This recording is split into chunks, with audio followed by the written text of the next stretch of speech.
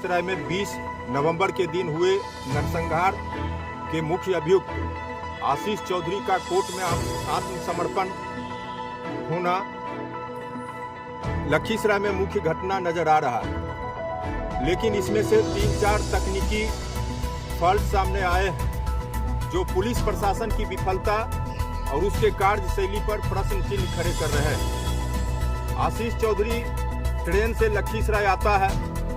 यहाँ की खुफिया एजेंसी और पुलिस तंत्र को भनक तक नहीं लगती है।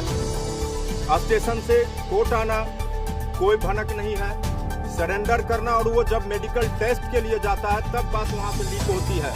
निश्चित रूप से कहीं न कहीं ये पुलिस प्रशासन की खुफिया तंत्र की विफलता है और पुलिस प्रशासन का कोई दबिश उसके ऊपर नहीं था। जैसे उन्होंने मैनेज किया सिस्टम को मैनेज करके वो अपना काम आगे बढ़ाया। दूसरी बात, जब न्यायालय ने उसको न्यायिक हिरासत में भेजने का आदेश दिया तो न्यायालय के आदेश का पालन होना चाहिए था। उसको किस परिस्थिति में पुलिस अधीक्षक अपने कक्ष में बुला करके गुप्त तरीके से बातचीत किए हैं। निश्चित रूप से कहीं न कहीं केस को फिर भ्रमित करने का कोशिश किया जा रहा है। जब न्यायिक हिरासत में गया हुआ था अपराधी, उसको जेल जाने का सीधा जो है आदेश था, उस आदेश का भी अवहेलना हुआ। उसको किस कारण से जो है उसको कमरे में बुलाया गया, क्या गुप्त तरीके से बात करी गई है, लखीसराय की जनता जानना चाहती है। केस को भ्रमित करने का फिर कोशिश किया गया है। जब आप रिमांड के लिए अप्लाई किए हैं, उस पर कोई अभी डिसीजन नहीं आया था, तो पुलिस उससे क्या बात कर रही थी पहले से। कल भी जो है सीआईडी के एसपी आए, किसी को भनक नहीं था, लेकिन बिचौलियों को पहले से सूचना थी, पूरी उसकी फौज सजी हुई थी।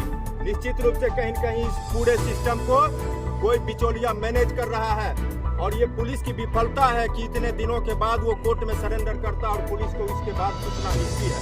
पुलिस अपना पीठ थपथपा रही है। दूसरी बात है कि जब सीआईडी की जांच प्रारंभ हुई, बहुत सारे सफेद पोशों का चेहरा बेनकाब होना था इसमें।